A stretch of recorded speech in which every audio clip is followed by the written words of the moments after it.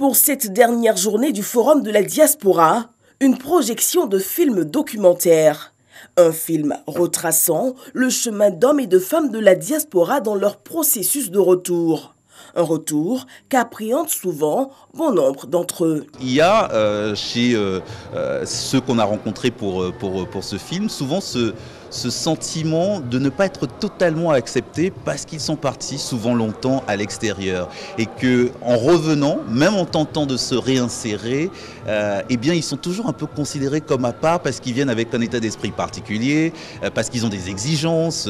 C'est une diaspora positive qui ne demande que les moyens ou en tout cas le petit coup de pouce. Elle ne réclame pas que l'État organise une politique spécialement pour elle, mais demande un petit coup de pouce pour l'aider à faire profiter de son expérience nos États.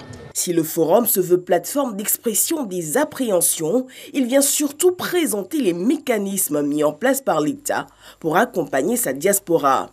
Opportunités d'investissement, mécanismes améliorés de transfert de fonds, stratégies de recrutement de cette diaspora et initiatives pour en attirer les talents. Des actions concrètes qui rassurent. Mais ce que les compatriotes nous demandent, c'est quand ils viennent au pays, comment est-ce qu'ils doivent s'y prendre, s'ils veulent créer des entreprises, s'ils veulent avoir du travail et autres, le logement et autres. Donc aujourd'hui, avec ces 2 jours, vraiment, on a eu des réponses à ces questions et vraiment, on pense que le meilleur est à venir. On est en train de planifier un salon de l'habitat et de l'immobilier en Grande-Bretagne. Et notre objectif serait que les promoteurs immobiliers, les banques viennent nous supporter.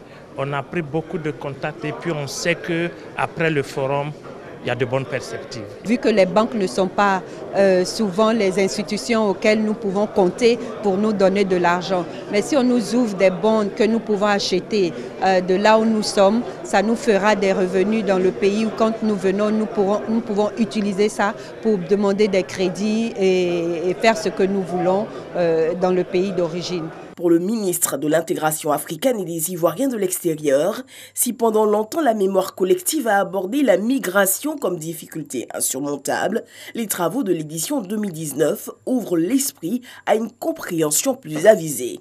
Nous avons renoué avec l'optimisme et l'audace, persuadés que la diaspora est une chance. Avec sa diversité, les transferts, son savoir, son savoir-faire, son expertise et ses ambitions, ainsi que sa connaissance de l'interculturel, la diaspora nous invite à tourner la page des ambitions inassouvies et des rêves avortés. Saluant l'implication du gouvernement dans cette vision soutenue par le chef de l'État, Ali Koulibaly engage un nouveau pacte de confiance avec la diaspora. Notons au nombre des résolutions et recommandations pour consolider les acquis de cette 3e édition, une communication plus adaptée, plus large sur les opportunités d'investissement, d'accès au financement et emplois vacants pour motiver le retour de la diaspora.